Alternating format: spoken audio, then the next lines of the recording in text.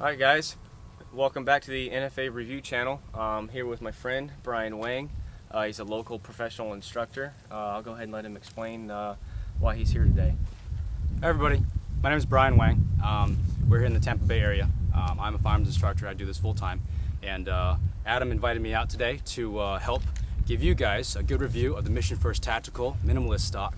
And so we're going to run a couple drills here, and we're going to beat it up. We're going to pass around a couple of guns, try it on the Noveski, and we should be able to give you a well-rounded and full review of the stock and how well it works under real-world conditions. Yep. And we also have Chris. He's shooting film right now. We're going to have him run some drills as well. Hey. So it should be a fun day. We'll give it a good review. We'll be able to decide if it's best suited on an SBR, or if the front heaviness of this gun negatively affects the stock's balance. So in any case, let's have fun, shoot some shit. I wanted to keep this build as light as possible. I had a Voltor iMovie stock on here, which it's not that heavy, but this is extremely light.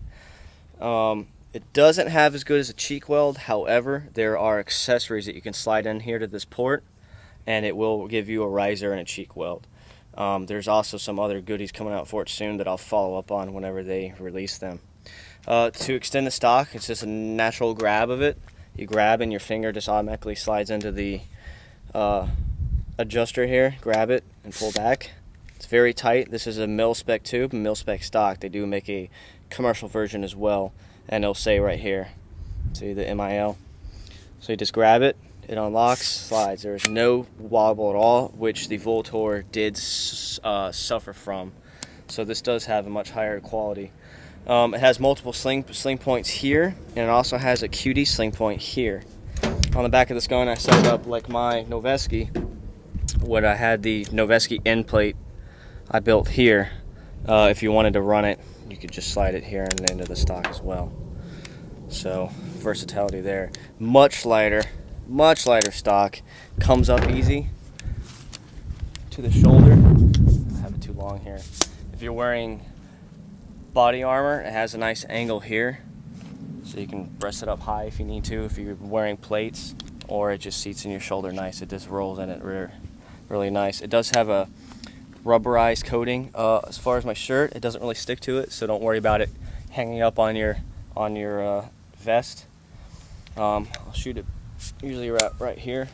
Brings up nice and easy. Very light gun. The balance, if your gun is front heavy, this one's not too bad. The balance might be thrown off just because it's so light, but that's something I'm willing to live with because it's so minimal, hence the name. So we'll go ahead and get shooting, run some drills with it.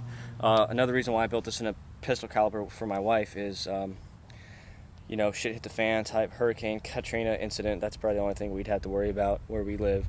It'd be nice to grab two long guns and some pistols, and for her, she grabbed the Glock 19, which I can interchange with. Today I'm shooting the Glock 34, so I am going to practice for the first time some transitional drills. One of the observations I made about the stock is that you have a hook here, and one of the concerns is it going to hook on your vest or hook on gear while you're doing your reload and hang up. Sure. One of the good ways to test this is to run a simple drill, and we're going to run the El Presidente drill with the rifle. Right, the El Presidente drill is done at 10 yards, and the shooter's going to start with facing up range on the command, stand by. They're going to turn, engage the first target with two shots on the third target, mandatory reload, run the charging handle, two shots, coming back, and we'll score it for time. And we'll see what Adam can do as he builds up his speed and gets his pacing and gets his reloads in. Sound good? Stand by.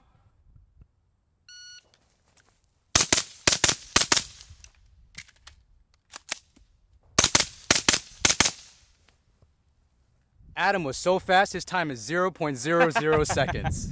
Or I was using subsonic ammo this time, and the SWR Octane 9 was so quiet the timer didn't pick it up. So well. So this is a Competition Electronics Pocket Pro 2. It's kind of a base level timer, and we'll see if we can turn up the sensitivity on it, because that's just not working. Stand by.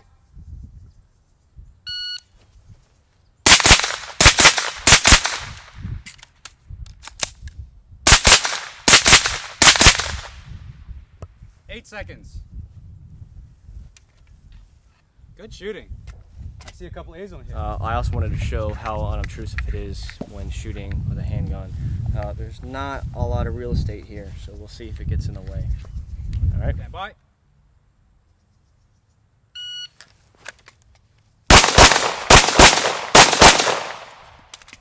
Wrong mag.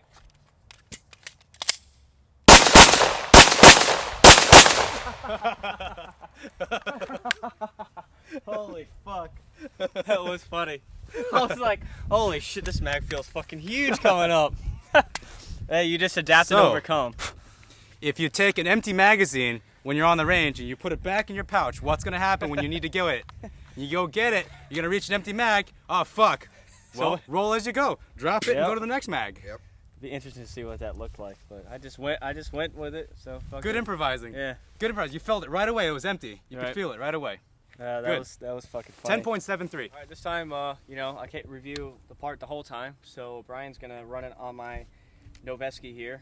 I did 10.5. I did notice with the LMT off, the stock I've had on it since I built this gun, way lighter. Instantly, just the gun feels quicker. So yeah. I also took off the forward grip that I used to pull back on my 3 fingers and do the thumb forward indexing on it. So we're just gonna kind of go with a simpler is better. Looks like he's running some Tula in here. This does have the extra power spring with no suppressor on it, so we'll see if it runs. If not, he'll get some practice doing malfunction drills. So if it does have issues, we'll refilm it with good quality ammo. So, all right.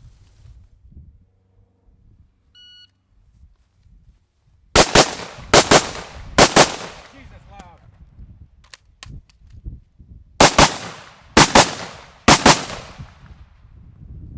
9.92.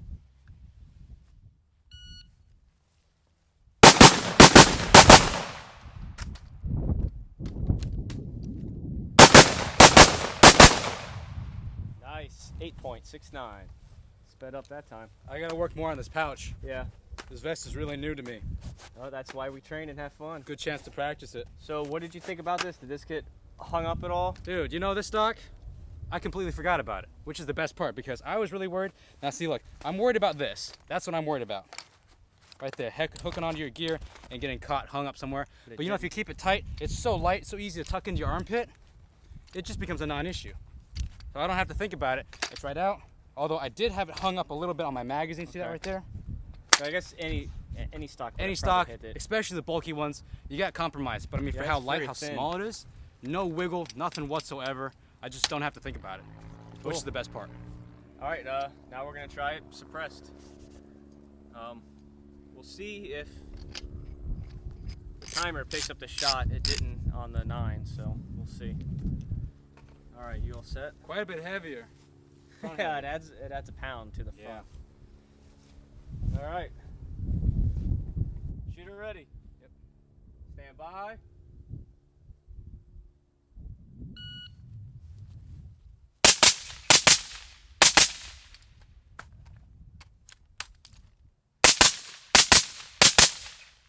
Much faster, and Makes it my picked eyes up all water. the shots. 7.65. You dropped a whole second. Nice. It's making my eyes water with the There's some blowback there. the gas coming back out of the receiver. Yep. Did you feel like you had better control with the silencer on? Well, it was heavier, so it's harder to get it off the target onto the next. But once it was on target, it stayed there really well. Okay. Like really had no recoil. It's just staying put right there. And it didn't blow your eyes out of your fucking face with the concussion. Certainly I could barely hear it going in my earmuffs. Yeah. I'm hearing the spring. Boing, boing, boing, boing. Actually, you made a good point. I've been shooting today with earplugs, so I haven't had an issue with a cheek weld on the stock. But you've been shooting with muffs. Have you felt it hit, or is it? I don't hear it. I don't hear it. Clunk, clunk, clunk. Nope. It doesn't bother me at all. Good. All right. Now we've run it on the 9mm AR, 5.56 AR, and now we're gonna run on a shotgun to test what this footprint feels like under heavy recoil. Yeah.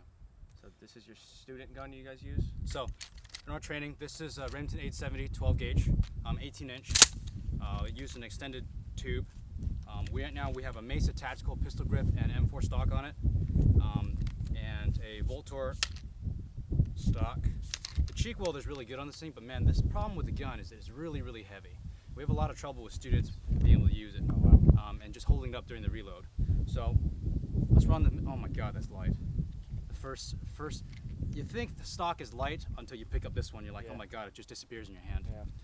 So you can see it just slides right on. Really, it's no different from any other M4 stock. Right there. There you go. There it goes.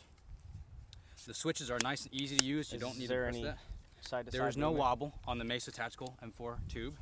Again, this is a mil-spec tube, so any M4 stock should fit. One concern we had is that the stock is smaller. You have a smaller surface area, smaller footprint.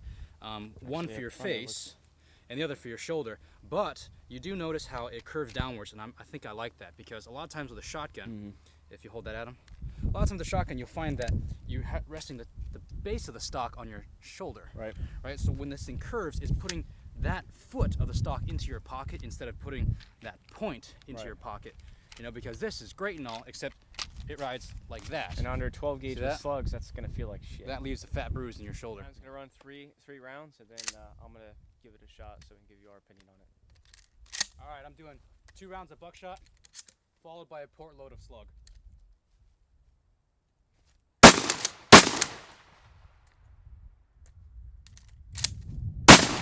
Woo! That last one, man. All right, how bad was the recoil? Not bad at all, actually. It's lighter, which again, normally you think a lighter gun is going to kick more. Doesn't feel bad at all. Doesn't feel bad at all. Give it a try.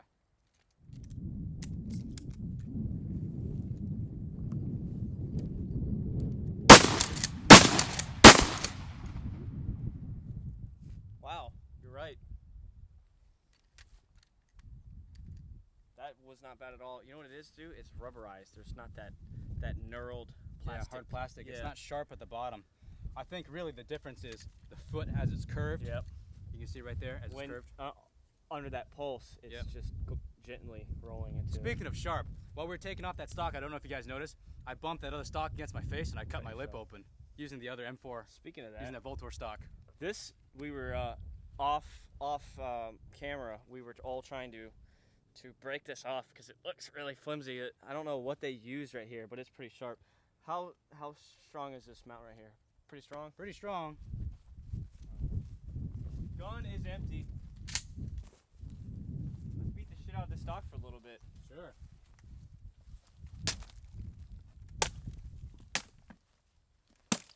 I'm gonna hit it right on the edge.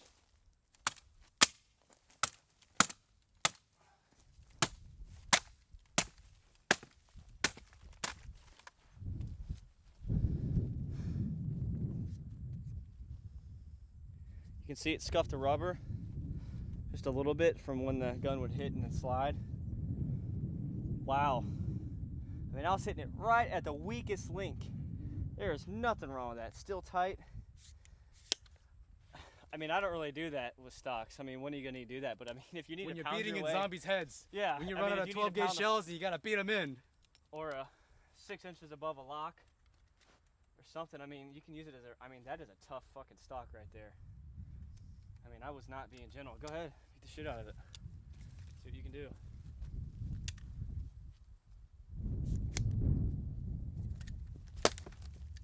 Now you're going for the opposite stress, huh? See if we can break that thing off.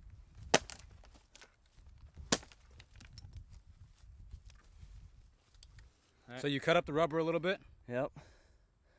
But the stock itself still functional. Very, very tough. I see a little bit of stress here from when you were pulling against it, right? But it's not going to crack or anything. Wow, that is unusually strong for a stock that has a foot like that. It's an L shape, basically. Yeah. You know, you would think that you would need some sort of support here, like the mag poles. Right. But this is built strong.